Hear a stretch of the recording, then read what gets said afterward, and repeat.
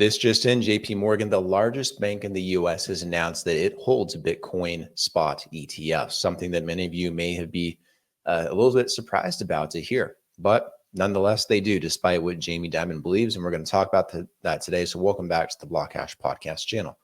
We're going to read through the article, give you my thoughts at the end, as always. So according to breaking information, JPMorgan, largest bank in the US, reported to own shares of the Bitcoin spot ETF.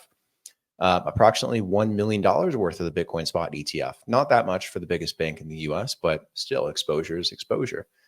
This statement comes despite the bank's CEO, Jamie Dimon, having previously expressed strong anti-Bitcoin views. Dimon has expressed skepticism towards Bitcoin, going so far as to call it a Ponzi scheme and a scam with no future as a currency. He has consistently advised investors to stay away from the volatile digital asset. However, the latest statement shows a divergence between the CEO's personal views and the bank's investment strategies. JPMorgan Chase is an authorized participant in BlackRock's spot Bitcoin ETF, a stark contrast to Dimon's public stance on cryptocurrency. So it is kind of quaint and funny to see the CEO of JPMorgan call Bitcoin a Ponzi scheme and a scam, saying it has no future as a currency, saying it has no founded value as an asset, and then it's a bank to turn around and buy $1 million in its ETF. I think the reason, there's two main reasons to this. One, obviously JPMorgan is bigger than Jamie Dimon. Jamie Dimon is not bigger than JPMorgan. So, the bank's going to diversify in many different spaces, regardless of what Jamie believes. It's about the bank's best interests overall. And they have some of the best analysts in the world when it comes to finance. They have some of the best strategists, investors, bankers. So they're obviously going to know exactly what they want to put their money in. Jamie Dimon is more just the figurehead and has his own personal beliefs and opinions, but that's not reflected in the overall strategy of the bank. It's much bigger and broader than that. Two, I think the interesting thing to note is the willingness for the biggest bank in the US to jump in head over heels. I think it also says a lot about the SEC clarifying whether, Bitcoin should be listed as an ETF. As an asset for institutions, that's huge. And I think JPMorgan investing in it, even if it's a small amount, because obviously $1 million is not a lot to JPMorgan, but it shows that they're willing to take that risk and that exposure, and that's going to solidify that for many other institutions to do the same.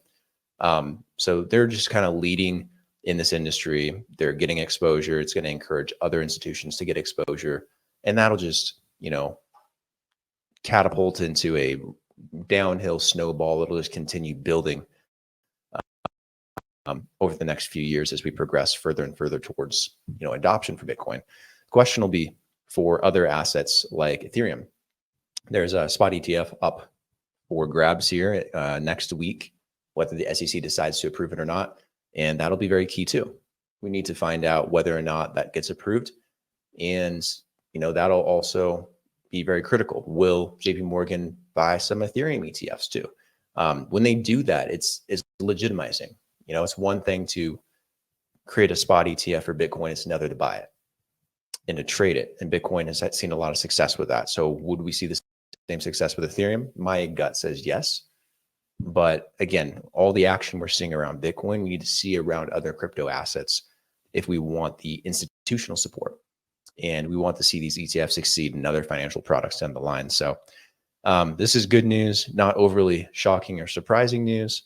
But I did think that maybe they'd have a little bit more than $1 million invested into these spot ETFs. And they probably will be upping their position relatively soon, is my guess, given how well it's gone. So we'll keep an eye on it. But let me know what you guys think in the comment section. Be sure to like and share with a friend and subscribe to the show and to the channel if you haven't already. And if you have, thank you so much. I'll see you on the next episode. Cheers.